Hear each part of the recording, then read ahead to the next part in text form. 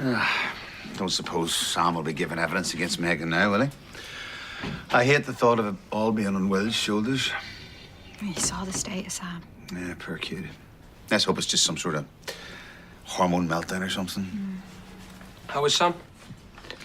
Well, I'm sure they're taking good care of him, love. Off somewhere? Yeah, Jim. Why did you do a shift here, huh? Look at that Newton and Ridley bicep, eh? Yeah. The talk of the street. Talk of the street. The talk of the street. Talk of the street. The talk of the street. Talk of the street. The talk of the street. Talk of the street.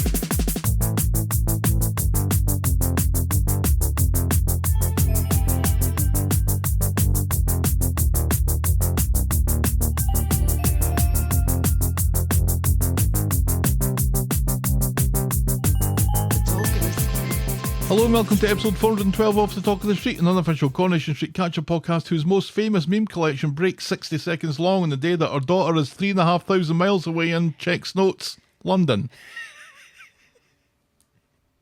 London! I'm Gavin. And my apologies and condolences to the Tartan army. The less said about that, the better. We've just finished watching Yes, we're a little late Scotland, recording. Morocco. Because we were watching Scotland, Morocco after enjoying all of the memes and videos of Scottish people putting cones on statues and eating pizza and drinking Moxie and Americans drinking Iron Brew. There was the most Americans ever drinking Iron Brew world record attempt. Yes. I can't imagine that there was a world record to break there, but hey. because if there was, then we might have held that record when you, Stelly and Benny all had Iron Brew at the same time. Yeah. So if we did hold the record, we no longer hold the record. I don't know. What's the name of that place in Indiana? Gas City. Yeah, but what's the name of the restaurant inside Gas City that sells Iron Brew? I don't know. I can't remember You're the name lucky of I it. can remember the town that it was in. Anyway, they serve... Chester's. That'll do. I don't think it was Chester's. I don't think it was Chester's either. They had a Garfield dressed in a kilt outside. No, dressed as a... He wasn't in a kilt, he was in a... Just as a beef eater. Yeah, yes, beef eater Garfield. But anyway, they serve Iron Brew, and I imagine they've probably had people drinking, like 10 or so people drinking Iron Brew at the same time inside the restaurant at some point. Doubt it. I don't think it's all Scottish people putting those cones on. No, of course not. I think a lot of people in Massachusetts are like, hey, let's start doing this because... This is called joining in. For the vibes. Yeah. For the vibes. Did you see they even got to Salem and put a cone on the Bewitched statue? I did. Which... Arguably the Bewitched statue already had a cone on it. I don't think she's wearing a witch's hat. Isn't she? There's definitely a Salem witch statue in Salem. Yes, but that's not the Bewitched statue. The Bewitched statue is for the 50s sitcom about a witch. And I don't think she's wearing a hat on the statue. The statue is terrifying, but that's unintentional. So, but it's been fun. It's been fun watching, watching other Americans and Scottish people making connections. Yes. The way we once did. Indeed. In Boston. Of all places. We got engaged in Boston. So it's fun. Yeah. Anyway, how are you? I'm all right. Our kid is in Europe. In London. We've already mentioned that. Yes. So London. we're a kid down and it's fairly quiet around the house. And we don't really have anything going on this coming week. So I think maybe I'll finally be able to catch my breath and, call and reschedule my therapy appointment, which I missed 2 weeks ago. You desperately need it. I do. Shall we preamble, my dear? Yes, please. Give us some of that traffic calming Corrie news.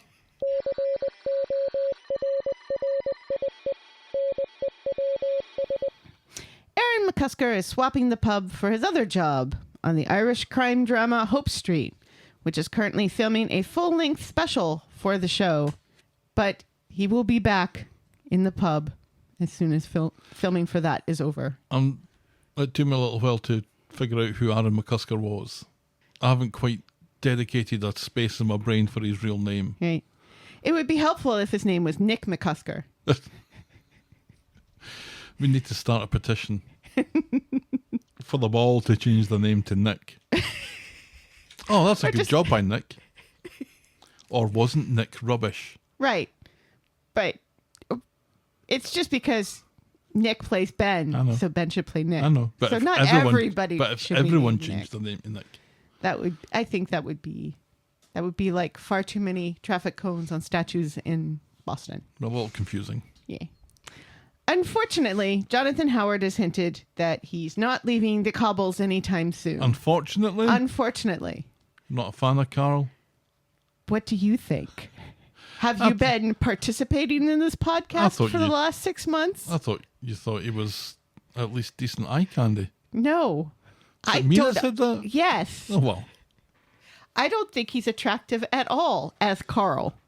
I'm not going to say anything about Jonathan's looks, but I don't think Carl is hot. And finally, Jack P. Shepard will be taking a break from the show as he awaits the birth of his fourth child, the first with his new wife, Hani Traweek. So apparently on the sofa podcast thing, they were all joking that he should name the kid David.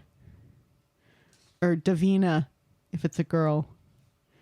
Or David Jr., which I guess is funnier. Especially if there isn't a David Sr. Right.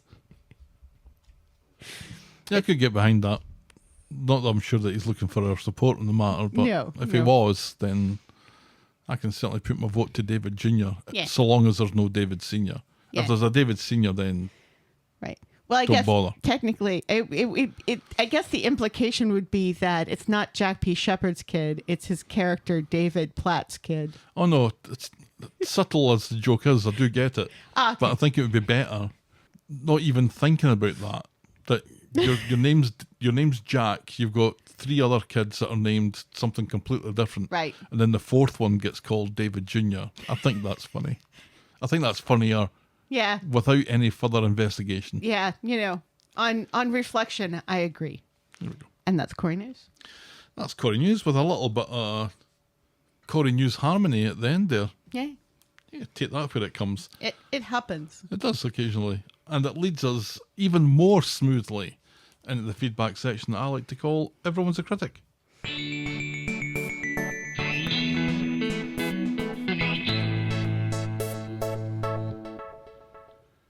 Jen writes, talking about who the culprit is of the Theo murder. Right, Have we been talking about that? she was. Oh, okay. It must have been Todd, and also Todd keeps saying that Defo wasn't Summer, which we know, but some of his words are a bit ambiguous over the last couple of weeks, and the fact that he's been so angry makes me think that Summer will be fucking fuming when she finds out Sarah will have asked Gary for help for Todd. I don't know. The way it's sitting at the moment, I think I'm still putting my money behind Sarah being more heavily involved in that. But we'll see. And we'll talk about that a little bit more in a few minutes.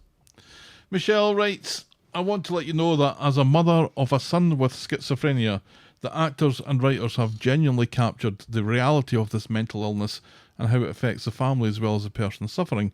Sometimes the actors on Coronation Street say words almost exactly the same as my son and I did.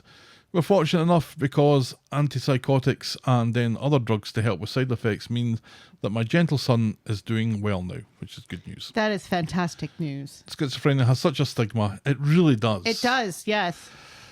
And many people may be interested and possibly comforted to know that my son gets a shot every month, so there's no forgetting or refusing these drugs.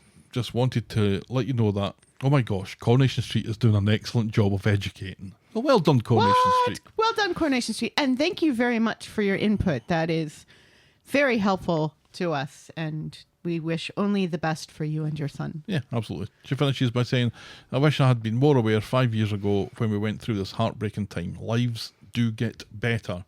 So that's very hopeful Yes, and absolutely. encouraging. And I think our position on this last week was that Jude was doing a really good job of it. And I think the way that the show was using certain anchors in his life, like chess, and then there was the Macbeth stuff, and how all that was kind of influencing what he was seeing or what he was perceiving, I think it was a bold move, but I think it worked, and I think it paid off. Then Caroline writes, just about to shoot out the door, but have time for 2 quick observations.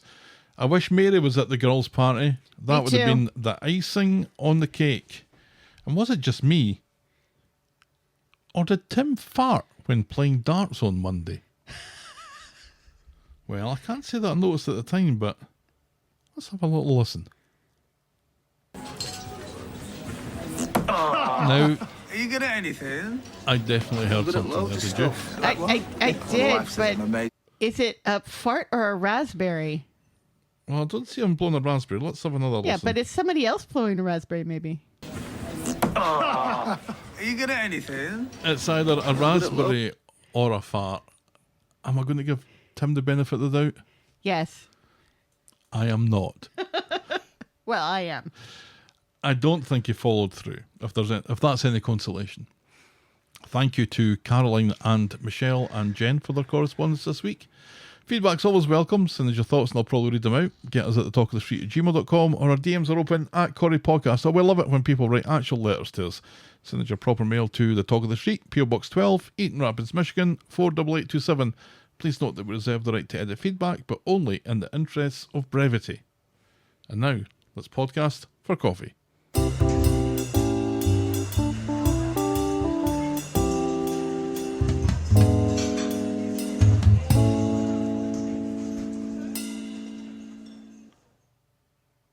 We're buying our own coffees this week. Oh, I'm so very sad. We have been so blessed with coffee purchases We lately. have. And it's a good thing that neither one of us are drinking coffee at the moment. No, I am drinking water. Yeah. Just pure, clean water. I'm drinking orange juice. It's been an interesting few weeks. I know that you were dying to ask me how I was during the preamble, Helen. I never got a But chance. I never get a chance. I am now on blood pressure meds. Woohoo! Everyone will be thrilled to hear. So they make me feel a little. Thank you very much. They make me feel a little nauseous and lightheaded. But we'll Eat something first. which are the things that the doctor was checking for before I started taking blood pressure meds. But the most interesting thing about going to the doctor this past week, when compared with going to the emergency room a couple of weeks ago and then more lately to get my stitches taken out, was at this point no one has mentioned the word stroke. So that's good. Have you been smelling almonds? No. Okay. It's almonds, right? That you smell? I don't think I want to know, because the next time I smell almonds, and I've got almonds in my desk at work, because I'm eating raw almonds now, I have a massive bag of them that's going to take me about a year to get through. Do they go off? No, they're nuts. That's what I thought. Anyway, The Talk of the Street is and will always be free on your podcast provider and on the YouTubes. But if you think a show is worth anything more than the time it takes to listen to it, if you want to show your appreciation, or if you want more weekly and monthly content, check out the links in this episode description or head on over to corriepodcast.com. And I'm going to just leave it at that this week. Good. Yes. Help us pay for Gav's meds. My 2 meds cost $5.50. For both of them? Mm-hmm. Nice. Just make them free. I have one medication that's free, but that's only because, like, I filled out the thing for them to have access to all of my information. If I hadn't done that, they'd be $600 a refill. Wow. Yeah. So you're selling your data for $600? Yes. So that my feet don't fall off. Thanks to It's probably best if your feet don't fall off. yeah. It's for the diabetes. I imagine so. I don't think that you had foot falling off disease. Right, yes. Although that was the old time name for diabetes. Right, yes. Shall we dive in, my dear? I think we better. Yeah. It also stops my kidneys from crashing. Yes, please. Yes, please, to preamble. No, or not we're, preamble. we're way past that. Yes, please, to beginning and not for my kidneys blowing up. Or your feet falling off. Yes. Let's just check. Here they are. They're still Mr. attached. Tarantino. Actually, maybe that's what he's doing. Maybe he's selling drugs to Uma Thurman. Can I say that? Our first storyline this week is Sam's Shite Club. On Monday.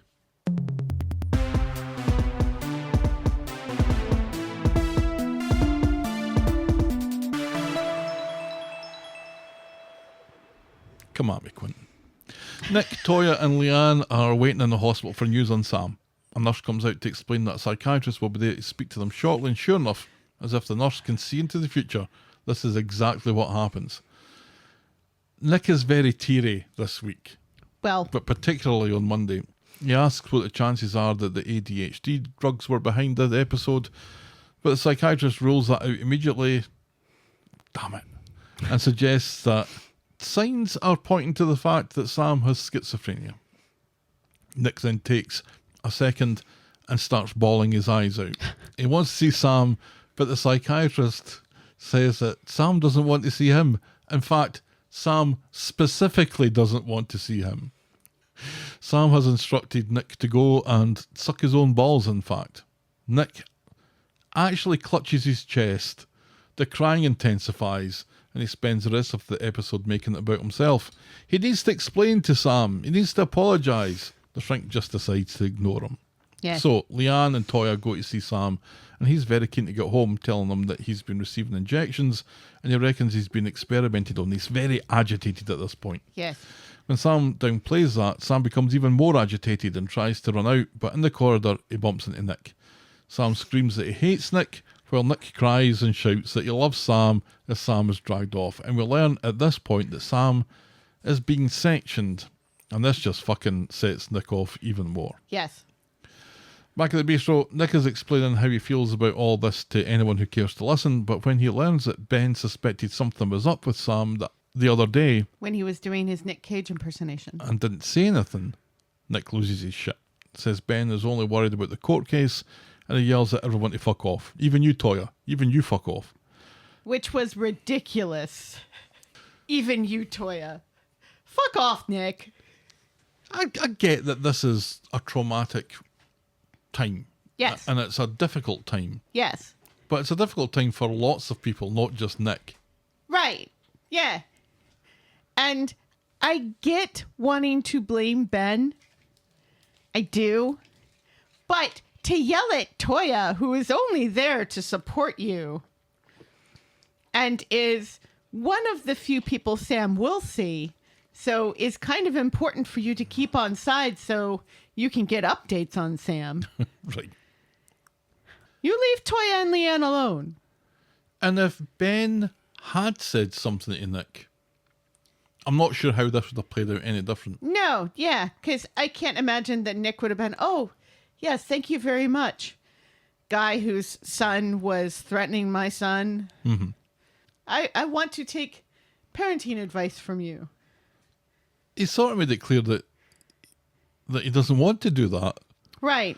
So, at the very best, he's going to get a few hours jump on this, but I think Sam needed to have this episode for anything to get done about it, Right. or for the hospital to get involved and psychiatrists to get involved. Right, because he's been talking to himself for weeks now, and nobody has said or done anything.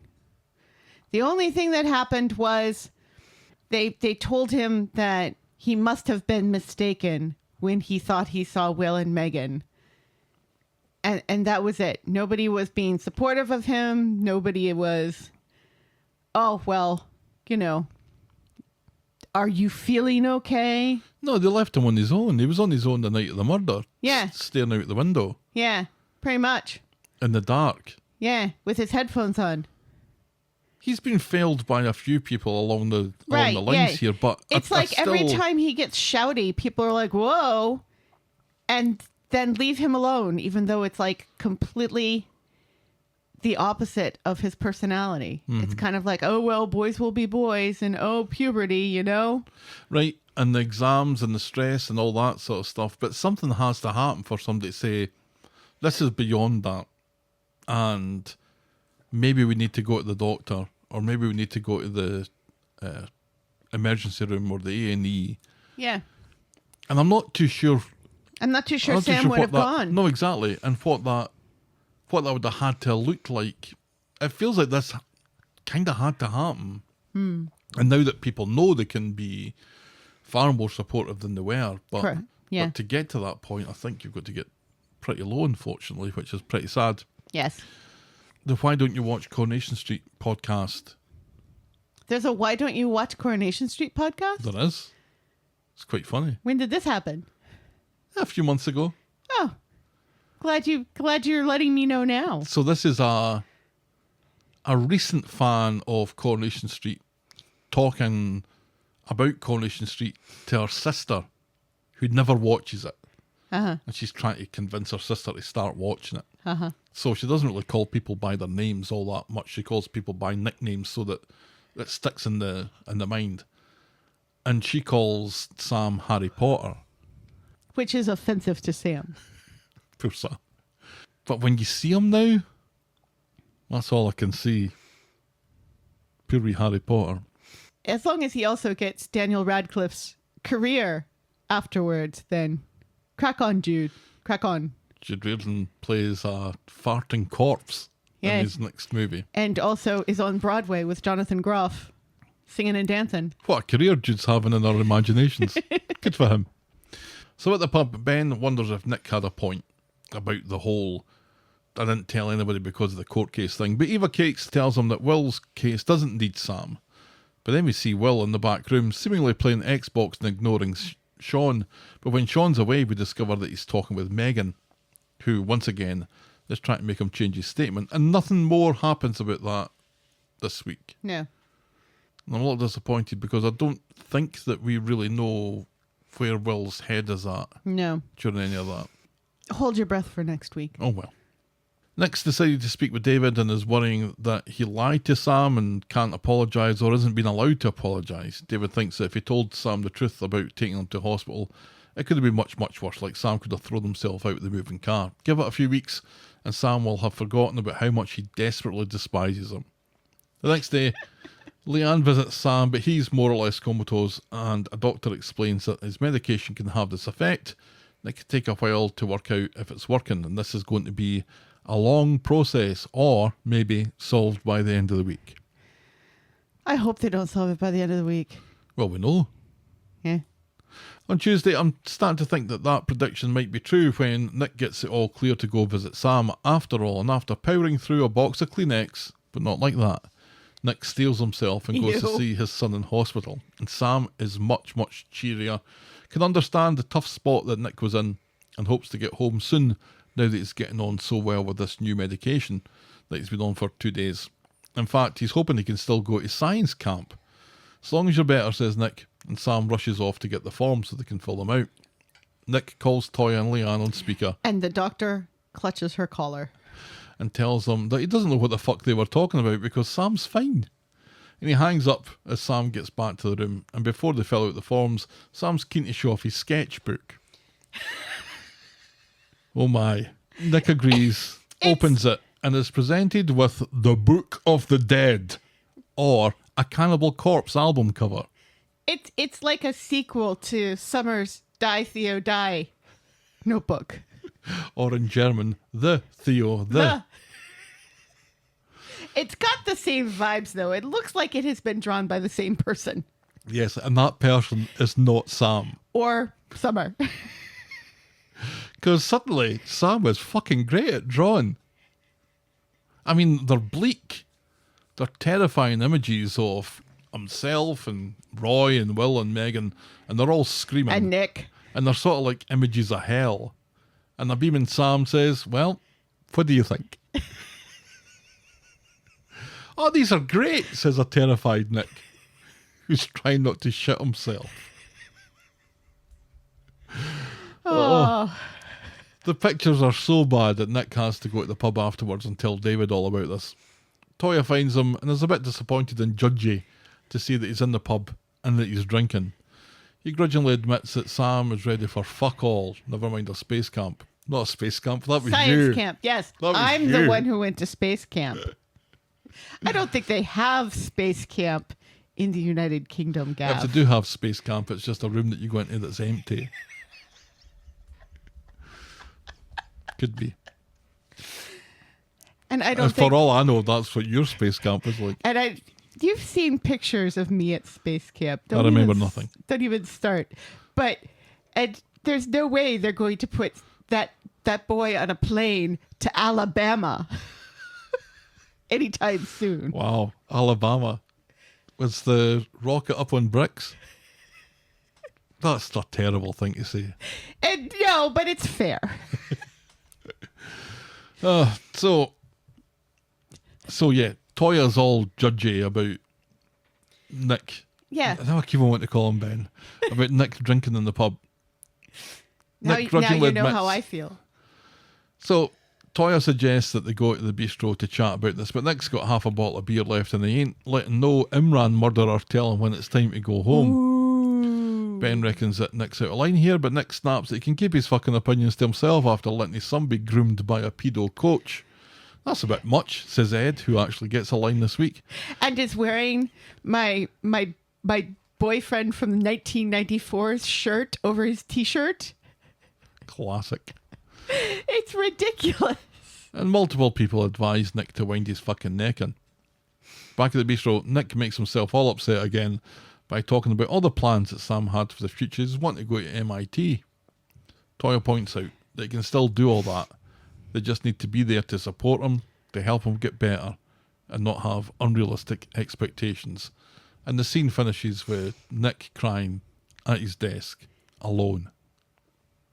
On Friday, Sam really is improving. He recognises that his thoughts of Evil Roy and Will trying to kill him were all in his head. Yeah, because apparently Evil Roy has visited him in the hospital. Yeah, we haven't got to that bit yet, but the doctor explains that there's no reason why schizophrenia is something that means that he'll have other episodes like this, so long as he stays on these meds, Right. which is pretty much what Michelle said. Yes.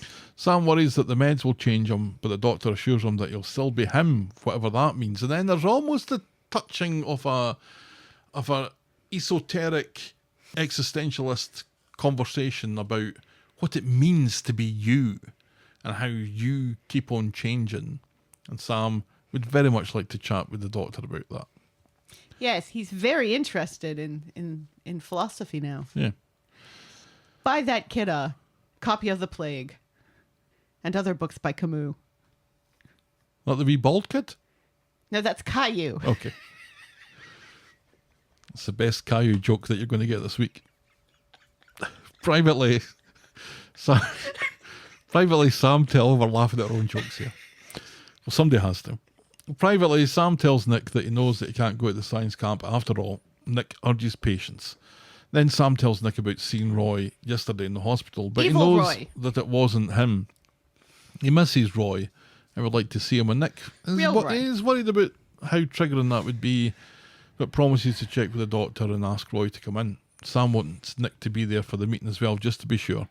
And Nick is so overwhelmed, his tears actually force his eyes out of their sockets, just like in one of Sam's sketches. And that's as far as we get with that this week. Yes. I like this. Yeah, it's better. You know, in the back of my head all the way through, I'm like, eventually this will go the way of... Tinker's OCD. Yeah, Mm-hmm. and Max's ADHD and Of course. Carla's psychosis and And that who would else has be- been mentally ill. And that would be fine, because so long as he's taking his meds, then Right, he yeah. has no reason to fear. Yeah, as long as they, they mention it every once in a while and say, "Oh, Sam, have you taken your meds today?" Yes, cool, and move on, and not, ignore it completely. I'm a little surprised that they went down the schizophrenia route, because as we discovered, the abuse of the ADHD drugs can Can have cause these, psychosis, yeah. Right, and have these hallucination effects. And that I think would be an easier thing to explain away and maybe manage out of the Sam character over some time. But if you're schizophrenic now, you're going to be schizophrenic For the rest of your and life. you're going to have to live with that. Right. It's a chronic condition. So it's Jack's leg. Yeah. You know, he's always got that missing leg. Right. And he Or just, does he? and he just has to learn to dance like that. And Sam's just going to have to learn to dance with schizophrenia. Yeah. Tinker, fortunately, doesn't have to worry about his OCD anymore. Because It's he's been dead. cured by death. Well done, Mick. You've cured him. I thought it was well done. I thought Nick being kind of self-centered and was frustrating but believable. Yes, absolutely. And again, in the early thrust of this storyline, I guess it's even more believable and virginal and acceptable to have that kind of thing, because it's a big deal for you as well. Right. But it's just not a great look. No. And it's probably not something that you would want people to remember months later. Absolutely not. But Sam's still doing he's whispery. Has he always been whispery? A little. He's never been a loud kid. He was noticeably whispery, I felt. Still think he's doing a cracking job. And when you see him smiling and laughing Uh-huh. at Sam, it's heartwarming, because you kind of see the kid that he was Yeah. before all this started. So I guess is the insinuation here then that he would have gone this way anyway? Yeah. That something like this would have happened even without the Will and Megan stuff, even without the ADHD drug stuff. I mean, this is about the time that schizophrenia starts to make itself known. Manifest itself. Is during puberty and stuff. But I have also read somewhere that it can be triggered by traumatic events. That it's always there. It's Gotcha. always been there. But sometimes it can, it can start, and sometimes not. I mean, and all mental illnesses are tough that way, because there's only so much we know about the brain compared to everything else. That's true. Like your feet. I think everyone knows a little too much about my feet now. Certainly now. But you're not going to learn any more. No. Certainly not from me. Our next storyline this week is Theo no interest in finding the culprit Sleeves. on Monday. Summer. Oh. Again. As long as we're laughing, that's all that matters, right? Summer goes to the garage with Asha to give Tyrone a piece of her fucking mind. You don't remember seeing me? You see me now? She says, which I thought was a brilliant line. She's so indignant as she stands in front of Tyrone. You see me now, though. She's like the Verizon guy. Can you hear me now? Good. Can you see me now? Great. But Summer is a young woman being loud and being slightly aggressive, and Kev can't be dealing with that, and he tells her to fuck off. Summer tells Tyrone to stay away from her, which I don't think should be that difficult to do. Right. Yes. She came into his place of business, Yeah. not the other way around. She doesn't have a car, and if she did, she's not taking it to Webster's Autos to get it fixed. And also, he could have just never said anything, never changed his statement. Would that have been better, Summer? It's true.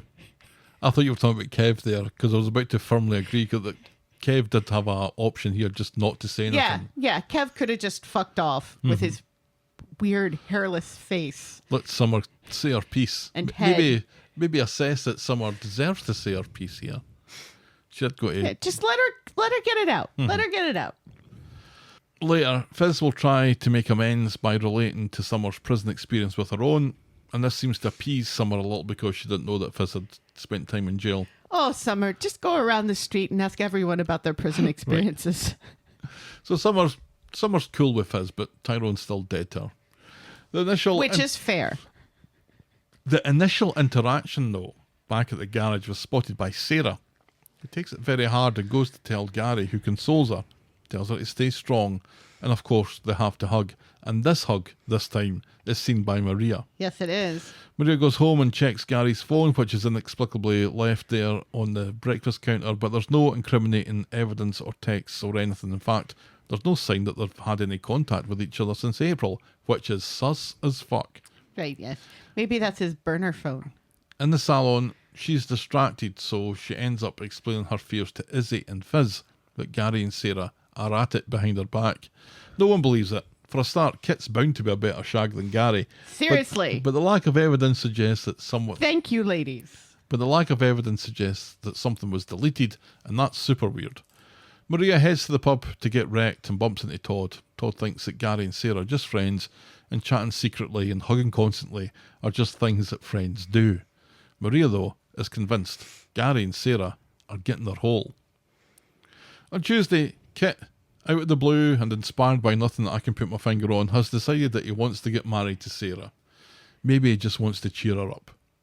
He tells Bethany, and she's thrilled by the news, as a wedding is a great excuse to refresh the chunky jewellery collection.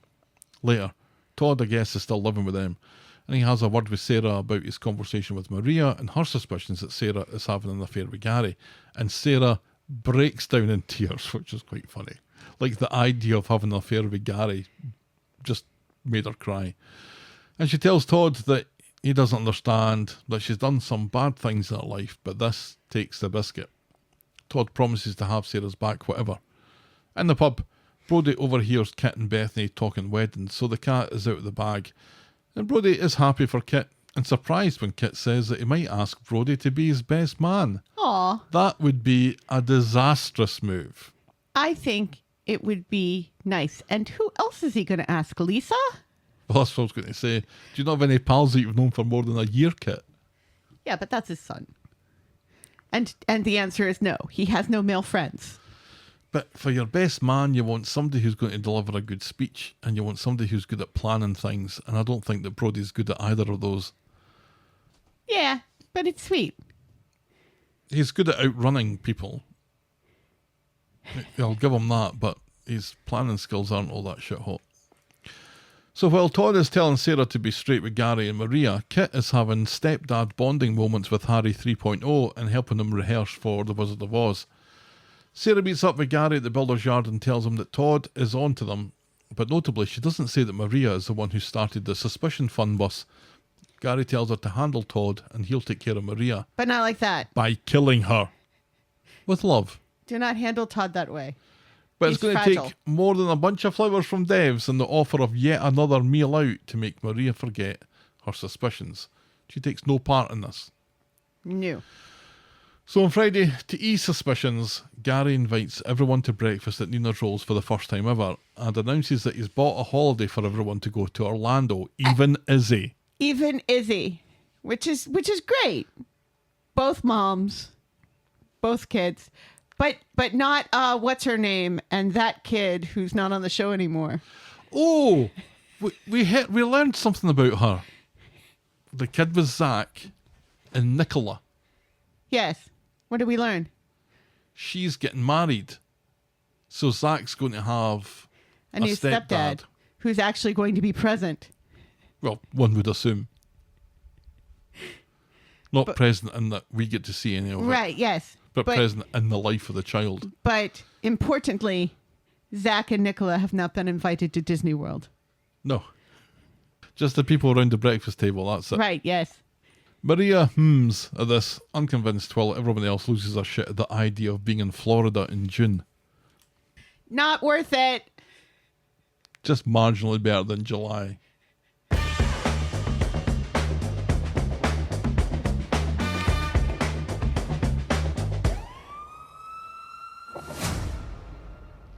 At the cop shop, people voted they preferred this one. What? Swain has had a Traitors. bollocking off of D.I. Thompson for still not having a collar for Theo's murder. Kirk has nothing to do with this. No. Kit is still sure that Not it's yet. Gary, but that's what happened. Kirk walked backwards and bumped into Theo and knocked him off the scaffolding. That's what happened. Kit is still sure I that would it's- love that if that is the answer. Kirk was just walking along the scaffolding with his yo-yo. Upside down and backwards. Yep. With I don't even know what that would look like. his pants over his head somehow. Wearing goofy shoes. Kit is still sure that it's Gary, but there's no evidence, and Swain puts the kibosh on Kit's idea to torture a confession out of Maria. Maybe tomorrow's public appeal will help. Bullshit, says Kit. I suspect that tomorrow's public appeal is going to help. In the pub, Gary and Maria have an awkward drink as he tries to insist that his recent dodginess is all down to the secret planning of this holiday, but Maria remains unconvinced and fucks off to work. And once there, Maria's doing Izzy's hair again for the second time this week. And they both agree that the first thing a cheater does is buy a guilt present for the injured party. Izzy, though, can't see that Gary would cheat on Maria, but Maria points out that he cheated on her. Maria is determined to And get to Izzy's the like, bottom of this. Yeah, I guess you're guess, right. yeah. Yeah. Yeah. But Izzy and lots of other people have made the excellent point that Sarah is with Kit. Kit. Big tall Kit. Big tall Kit with brown hair. Brown. Not that that's important. Like a normal person. Oh, you can't say that. Half of my countrymen are ginger. Yeah. Half of my countrymen are ginger. Are they? Well, not this country. What country are you talking about then? My motherland of the Netherlands. There's no ginger people in the Netherlands. Yeah. Like their beards. Like Vikings. One of my best friends is ginger. They know I'm joking. Because they know everything. They can read minds. Creepy night walker. Oh, Brazil have just scored. That's good news. It's not good news for Haitians. No. It's good news for Scots people, though. I think we want Brazil to beat Haiti quite convincingly. I think. Look Anyway. at all those happy Brazilian people. What I want to know is, where does Gary get the money to suddenly take half a dozen people? To Disney World, which is like $100 a person a day to get into. Mm-hmm. And then you have to buy food. Because they don't let you bring food in. And the food there is overpriced. I don't think... And not very good. I don't think they're going to Disney. I don't think anybody's going to Disney. Because Swain, which I forgot to mention in the notes, is sitting in a In a booth. little booth, Observing this. overhearing the tension that's going on between Gary and Maria, which I think is making her reckon that Kit was onto something. And maybe Maria is lying about the alibi after all. Maybe she wasn't getting her hole on a Skelfie builder's yard workbench on the night of the murder after all. Covered in sawdust. Mm-hmm. Sawdust everywhere. Oh, that's going to make things itchy, isn't it? Yeah. And infected. So nobody's going to Florida here, but it's Maybe Izzy can just take the boys. because if Maria sitting at the breakfast table hears Gary say this, surely the first thing that she's saying is, where are you getting the money for this? Or is this coming out of my money as well? And these are the sort of things, Gary, that we need to talk about before you just jump in and decide to do. Yes, that is all true.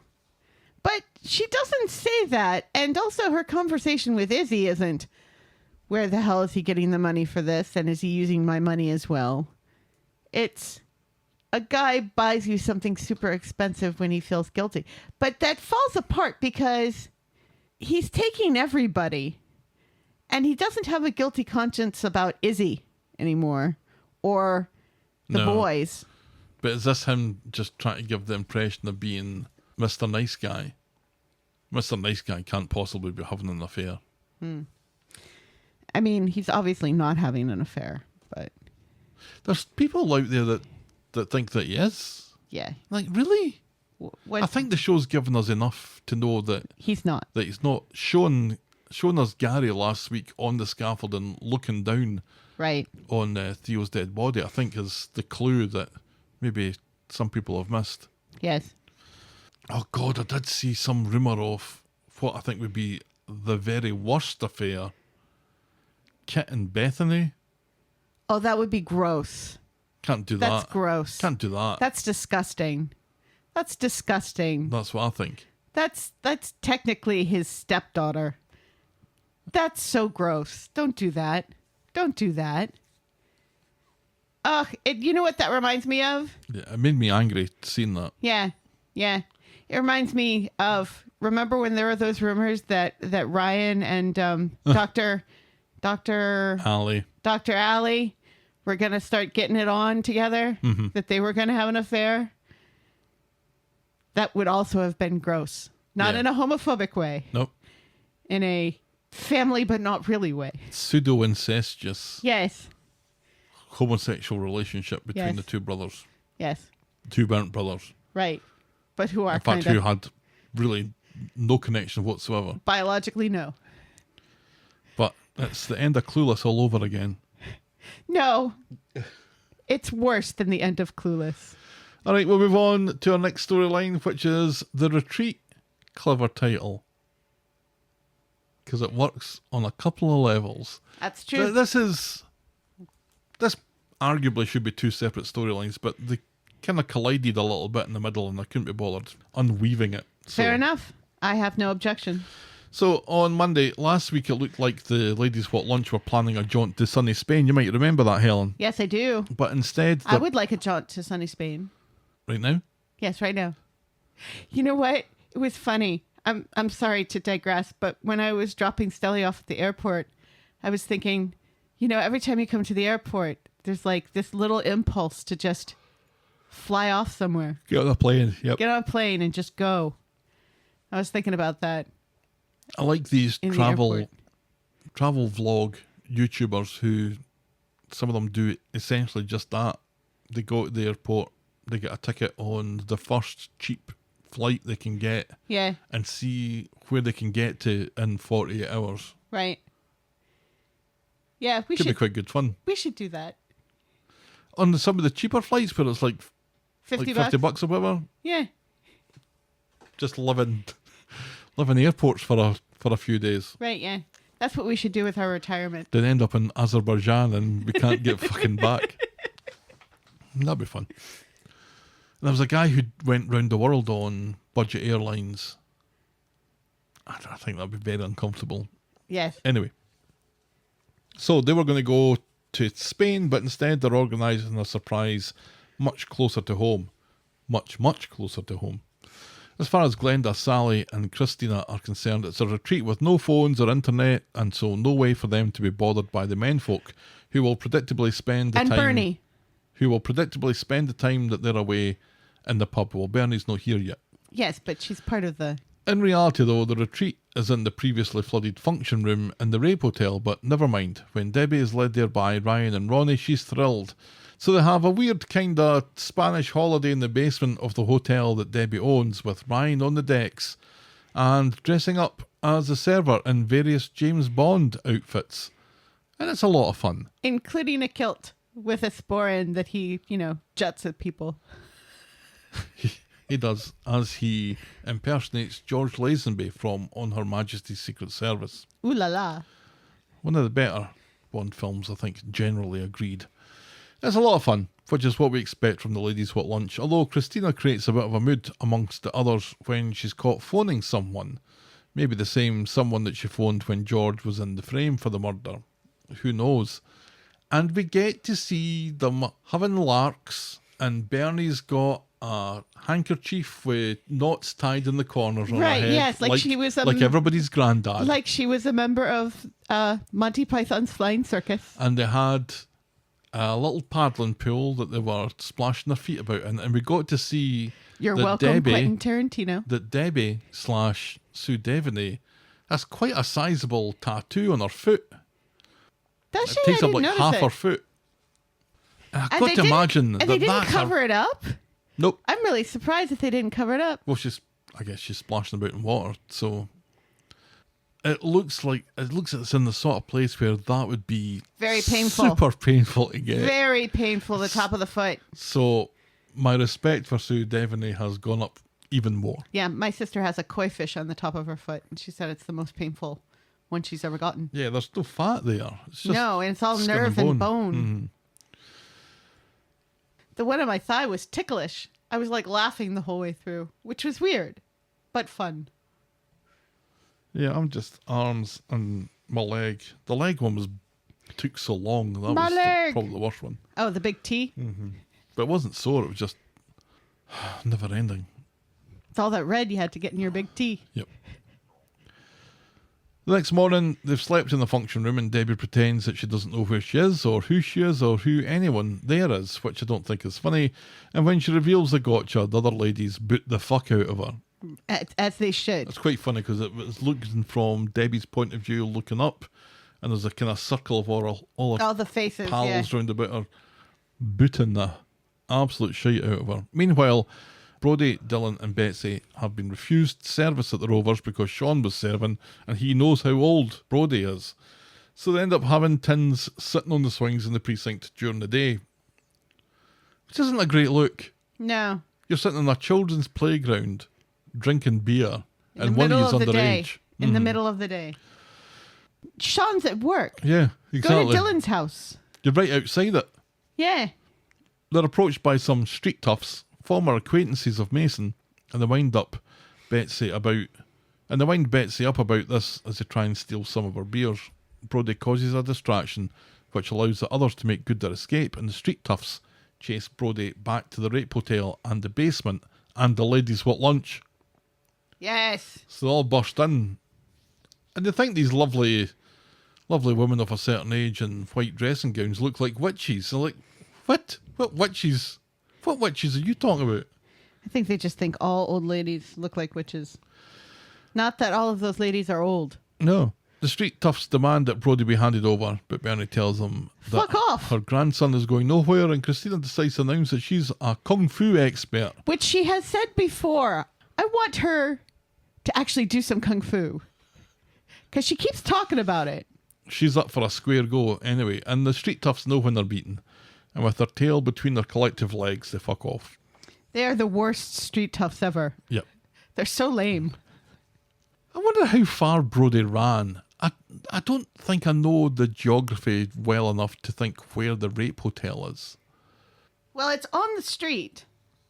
Because, It's not on the street. well, It's not on Coronation Street. It's close enough where people who live on Coronation Street were very mad when it was going to get knocked down. And Yeah, it's close. There's this grey circle that goes round the places that we know, and it's just on the other side of that, wherever that is. Right.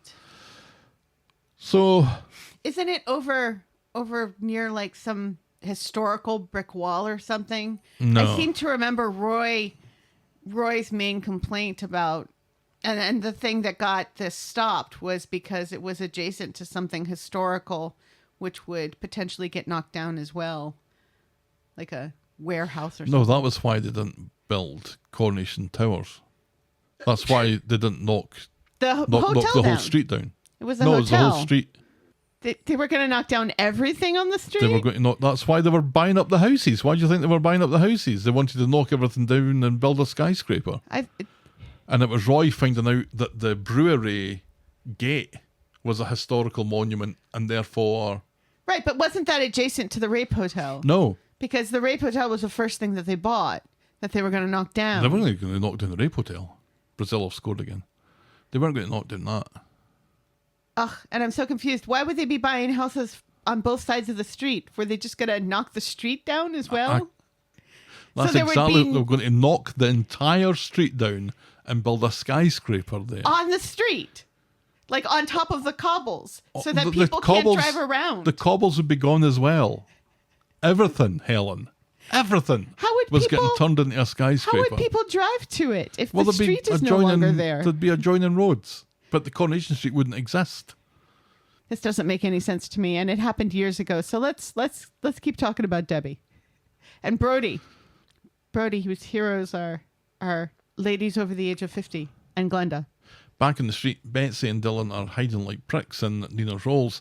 Betsy decides that she's going to be a bit maudlin over Mason and insists that she can't stop thinking about him and her part in his death. Dylan feels the same way and probably has more reason to feel like that. Mason changed in the end, says Dylan, which is maybe a little bit too on the nose. She thinks that it's maybe time to move on, but does she mean figuratively or literally? And does she even know? Is she talking about Dylan or something else? Later, Brody meets up with him in the Rovers, and when he sees Tim fretting about the whereabouts of Sally and Dev's about to call the cops on the whereabouts of Bernie, he tells them where their better halves are. And so they head off for emotional reunions with the womenfolk who have been living in the basement of a hotel for the past couple of days. Later, Betsy gets some exciting news out of the blue. She's been accepted into the London School of Fashion. London! But nobody says that. I just did. She's worried about leaving Dylan, which makes Lauren spit water back into a glass. Which was hilarious. But Dylan doesn't seem to give too much of a fuck one way or the other about this, Which is hilarious. and just wonders what Swain's going to think about it. Well, on Friday we find out, because at home Betsy announces that she's off to fashion college in London. London!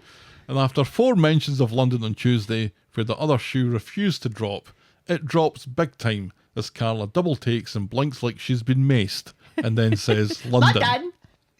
And everyone cheers. And no one pays us. Swain is shocked and further shocked to learn that it starts in September, which is when college typically That's starts. when college starts, and it's like 2.5 months away. Later, over the dishes and resplendent in elbow-length marigolds, Swain thinks that this is all too soon and worries that Betsy isn't ready. "We thinks you're the one that's not ready," says Carla. Then Betsy comes in, keen to organise a celebration, but she's interrupted when Dylan knocks the door. "Dylan will be surprised about this," says Swain. "Nah, he's fine," says Betsy. "We're going to play it by ear." And Swain is shocked for the 3rd time to learn that Dylan knew about all this before she did. Carla reckons that they must be serious. And that's as far as we get with that this week. Yeah. This was a Hopefully, fun story. hopefully, nothing happens to thwart Betsy's plans of going to London. Like being up the duff, perhaps.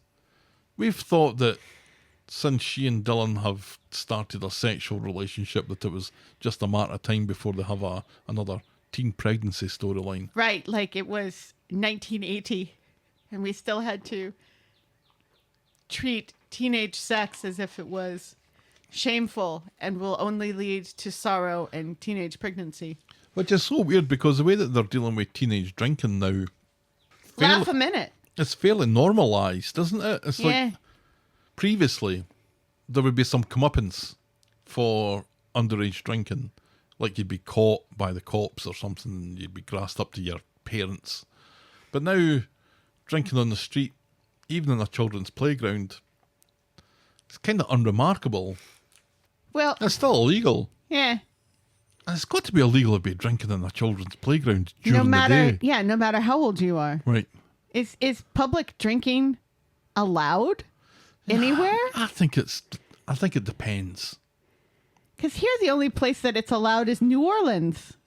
So I discovered that, I think, when I was walking back to the house one night when I went down to get cans from the gas station, and I was drinking one of the cans as I was walking back. And I'm sure somebody said, "You're not supposed to do that." But not in a Scottish accent, obviously. No.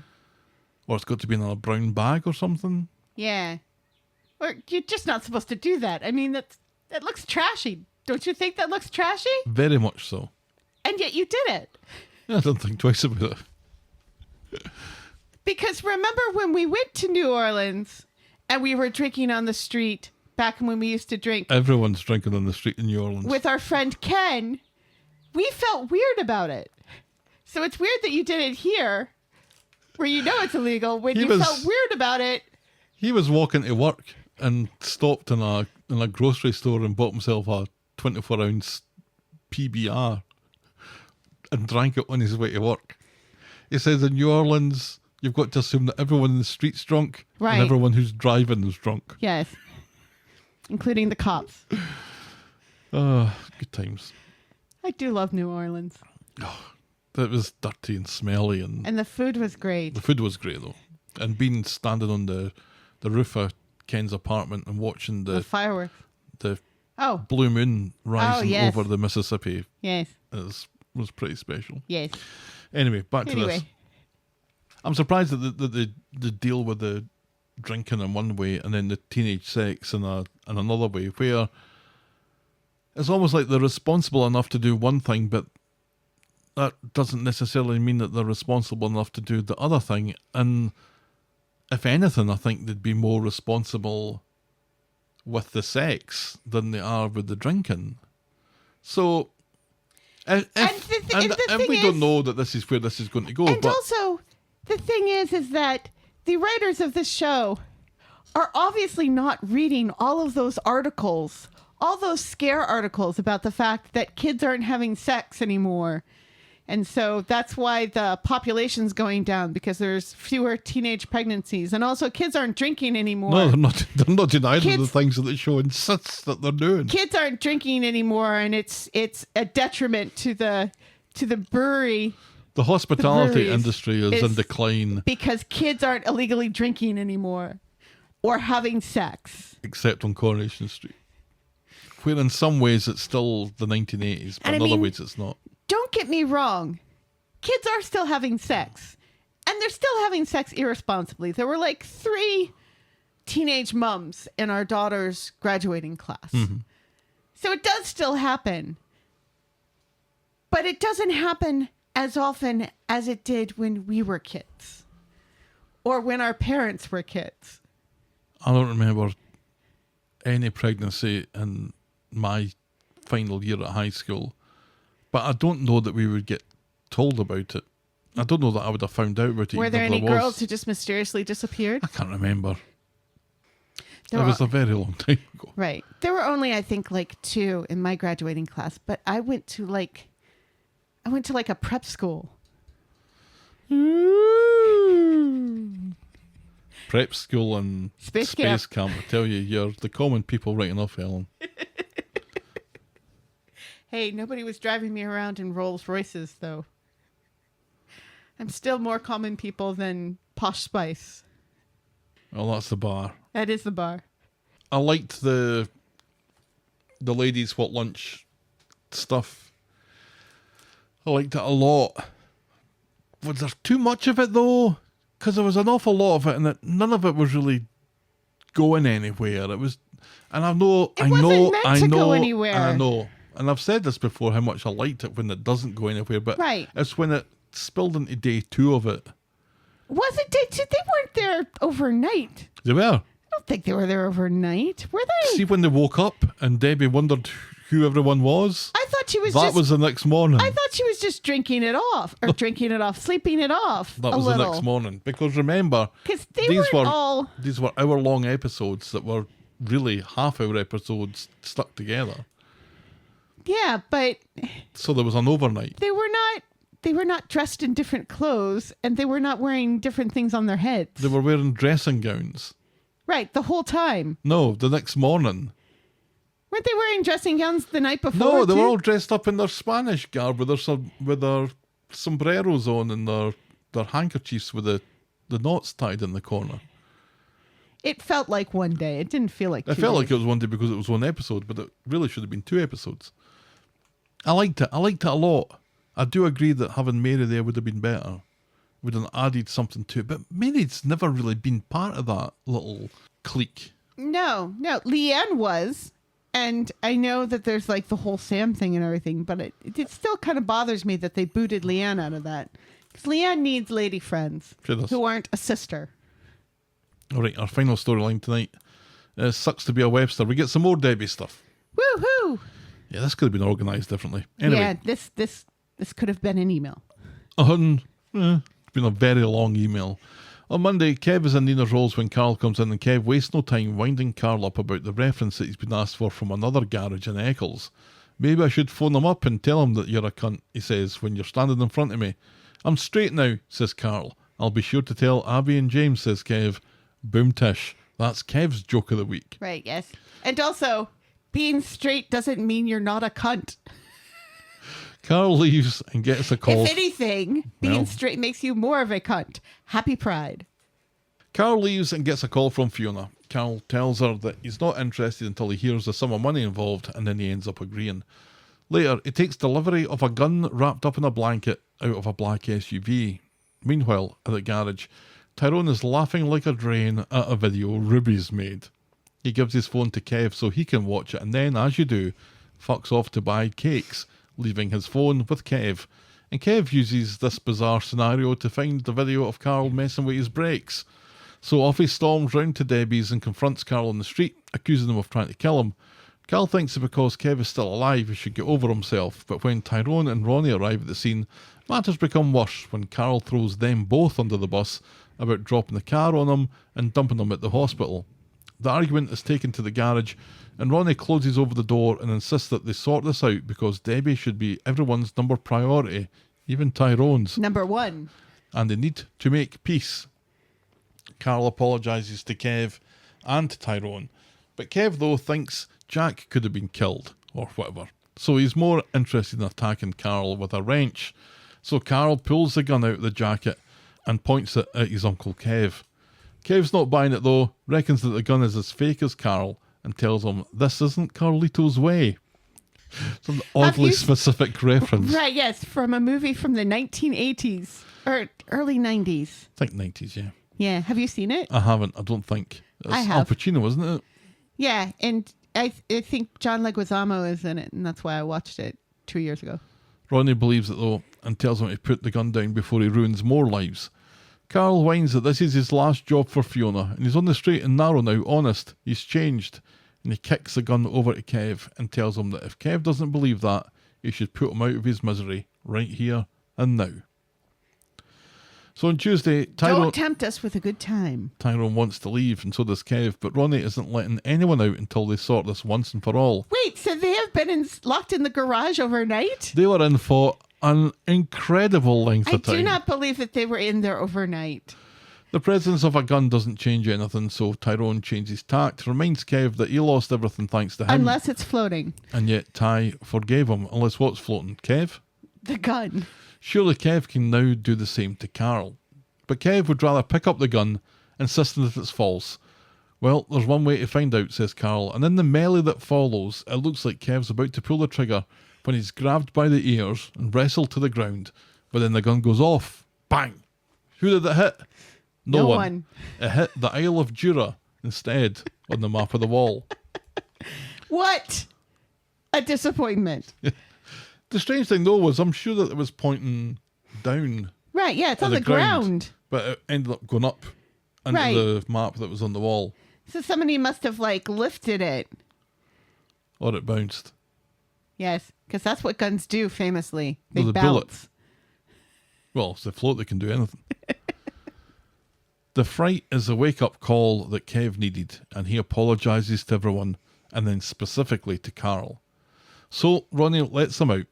And at home, Kev has got a lot of thinking to do, but he accepts that Carl is deserving of another chance, although the two of them may never be friends. He wants to know why he pegged Abby, because she was there, says Carl, and I was selfish and jealous and wrong, and I regret it. And I didn't have enough money to climb Everest. I don't ever want to be that person again, he says. So he and Carl shake hands, albeit a little limply. So Carl heads out to an isolated part of the street and leaves a wrapped up gun under the wheel arch of a parked car, and he phones Fiona and tells her it's done, and then he deletes her number and leaves. But someone's followed Carl and they retrieve the gun, and of course it has to be fucking Jodie. What's Jodie doing in this storyline? Because she's an agent of chaos. She's the trickster god of the street. Why is she even following Carl? Maybe she's horny. Oh, it was just... Don't worry about it. It is ridiculous. I have been more or less behind all the Jodie nonsense since she joined. Mm-hmm. And I don't mind that we know nothing about her. And I don't mind that she is this agent of chaos. And I've quite enjoyed an awful lot of it. Quite a few aspects of it I think are really interesting, and I like what they're doing with it. And I know I'm in the minority. But at this point, I sighed and I rolled my eyes and I'm like, why the fuck is Jodie involved in this? What's this doing? They can't just keep on doing this. And yet they have. I think people have come to the end of their tether on this, and I'm so close to it now. It's really disappointing. Yes. And honestly, I'm not sure what purpose Carol has served by holding on to this gun.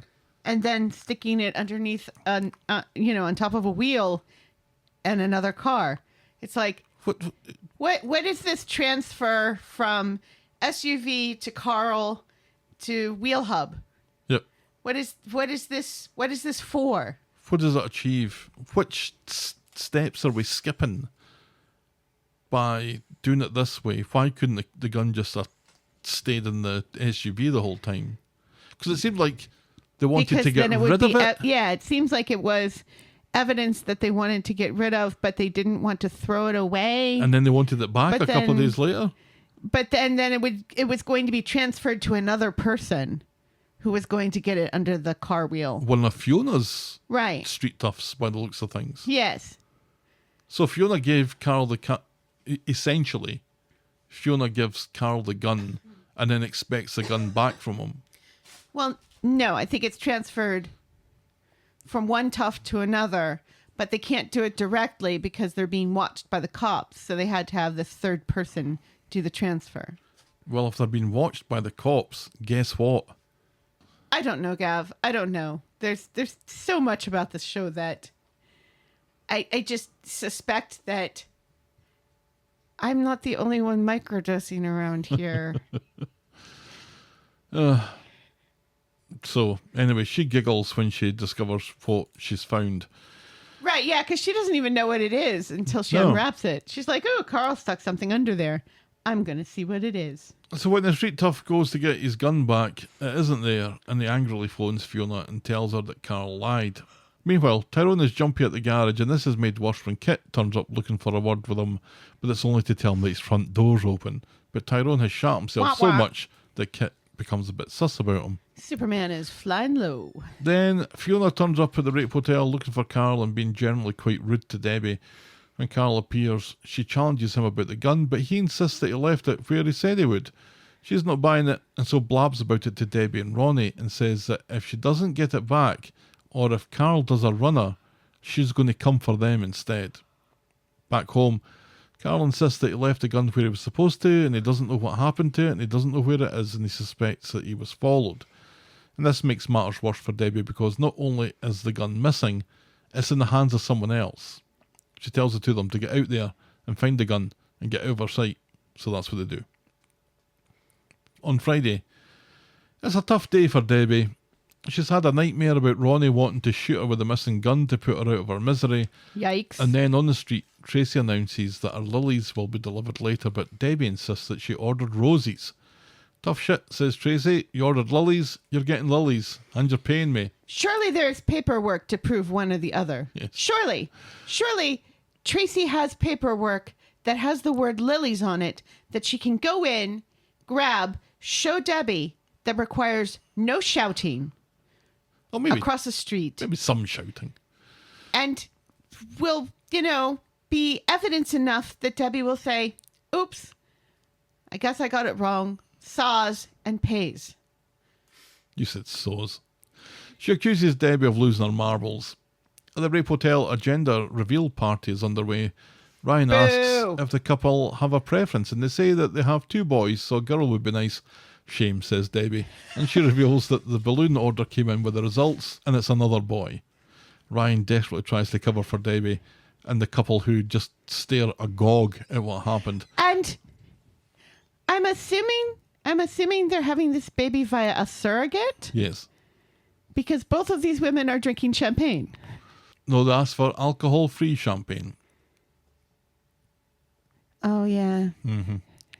Still, kudos on the show for showing, another happy lesbian couple having a baby. Well, they weren't too happy. Well, no, not after, Debbie ruins the gender reveal party. Then Tracy comes in and she barks at Debbie to get paid, but from Debbie's POV, she sees Fiona screaming at her, demanding her gun back. Debbie shouts at Tracy that she doesn't have her gun and everyone at the gender reveal party is stunned into silence. But no one dies. No.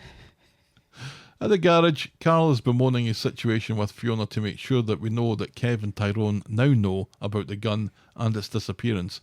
And this is important because in the next scene, when in the pub, Tracy has a go at Kev about his sister losing her marbles and accusing her of having a gun. This allows Kev and Tyrone to eye each other guiltily. At home, Debbie is looking at all the photos and naming the people in them. This is Ronnie, this is Abby, this is Jack, whoever. Ronnie tells her not to worry and puts the day down to the stress that she's under, but Debbie thinks that Tracy was right earlier and she's not fit to work anymore. But on the other hand, she doesn't want to quit. Well, fuck Tracy, says Ronnie, and don't quit then. Don't quit. Just, continue to anger your customers to the point where you have to give them free champagne. Debbie thinks that she undoubtedly is getting worse, and she gives Ronnie an out. If this is too much and he wants to leave, then he should. But Ronnie reminds her that he made a promise to love her until death do they part, and he meant it.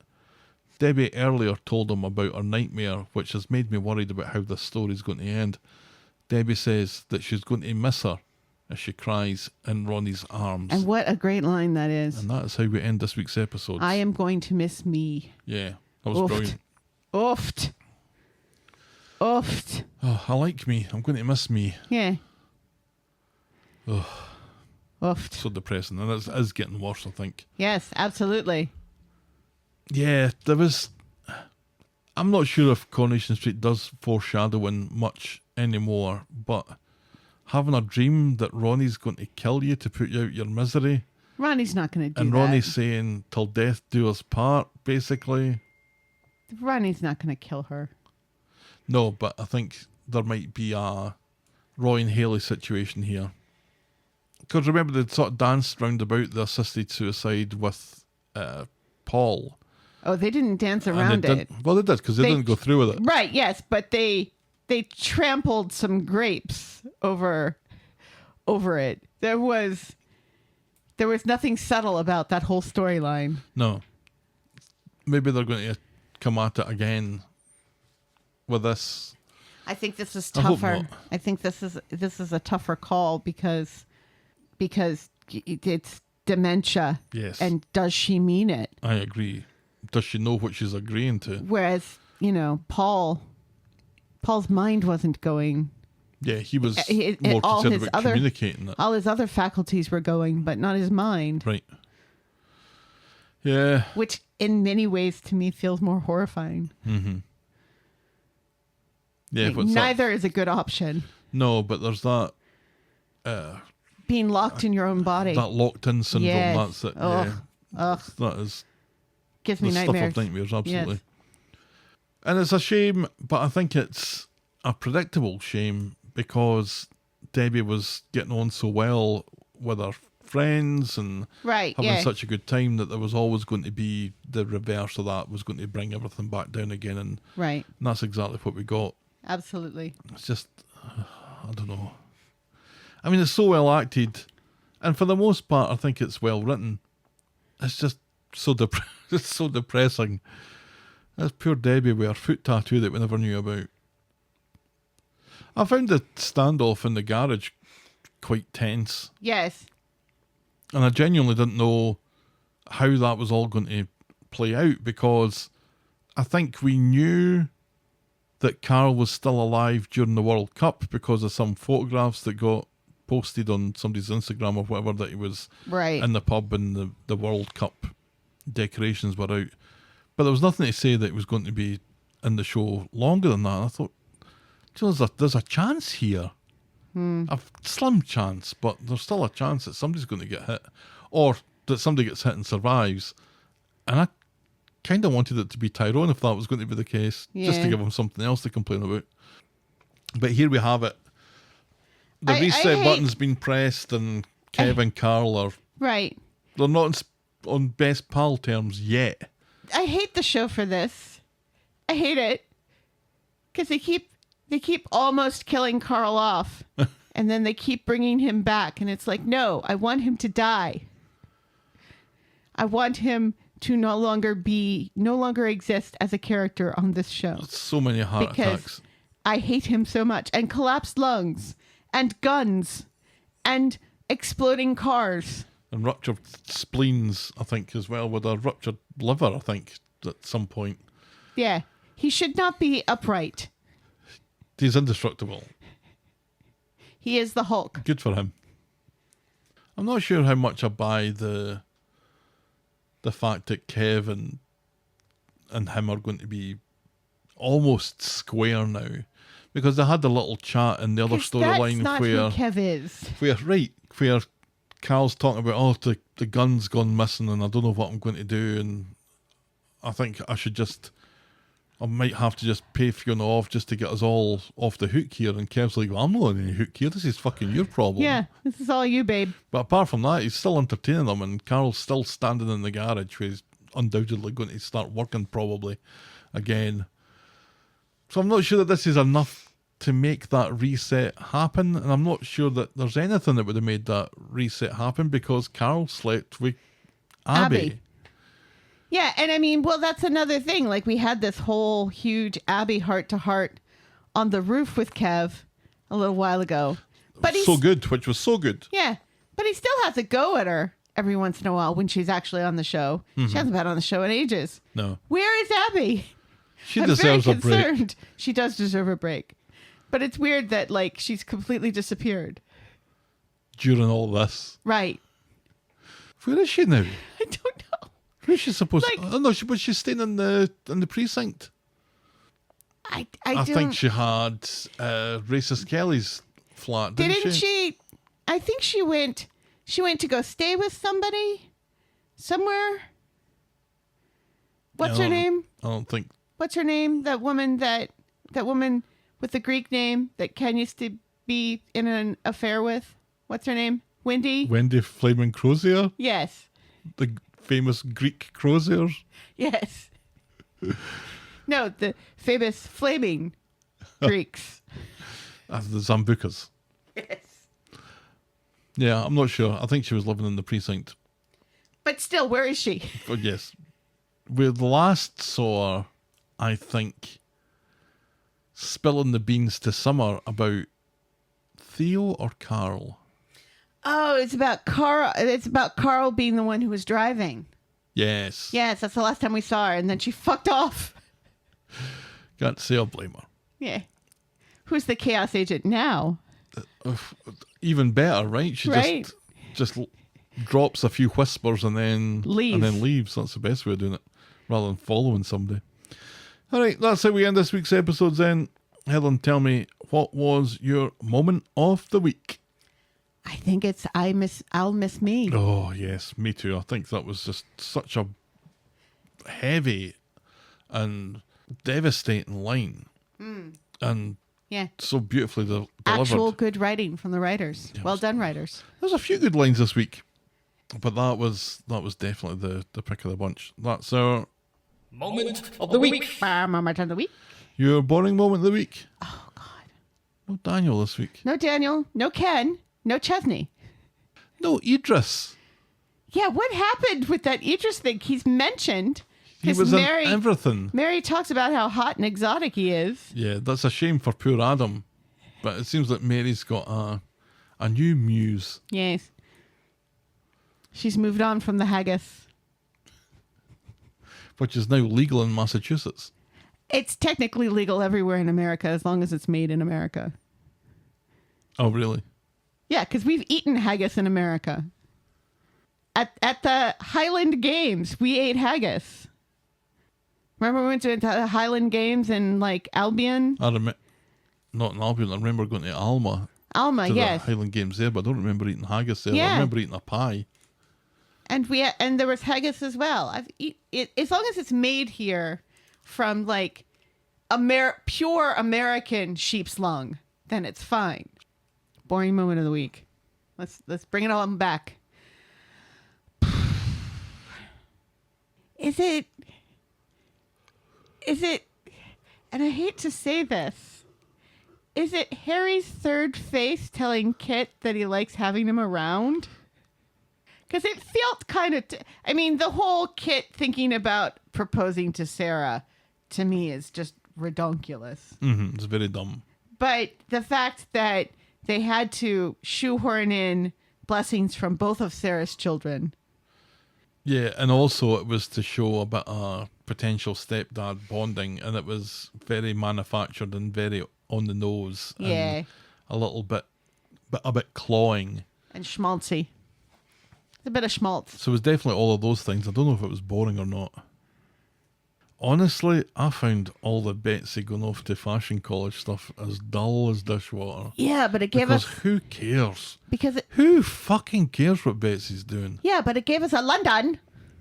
It did, but I don't know if that was enough. It's always enough.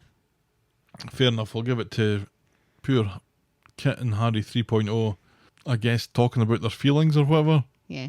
For a moment of the week. Don't do the Twitter poll anymore. Fuck you, Twitter. So we jump straight to what our scores out of 10 are going to be for this week. I thought it was a decent week. It was a good week. Yeah. I think I'd give it a 7. It was all right. 6.5 from me. Cheeky wee 6.5 then. Yes. That's a decent middle of the road. A little, slightly higher than middle of the road. I think Tuesday was... I really enjoyed Tuesday's episode. I've got to say, having it like not on every day, and having like the hour-long episodes on the days that it was there, it felt really disjointed and a little, you know, I didn't like the scheduling. I found that when we're doing 2 22-minute episodes shunked together into a 44-minute episode, that's exactly why we get the confusion over, well, did this happen the same day or If not? this happened overnight, I can't believe that they were stuck in a garage overnight yelling about a gun. That just, it doesn't feel natural to me that they would be there overnight. But I think both those overnight things, the women lunch party and the stuff in the garage, was meant to be overnight.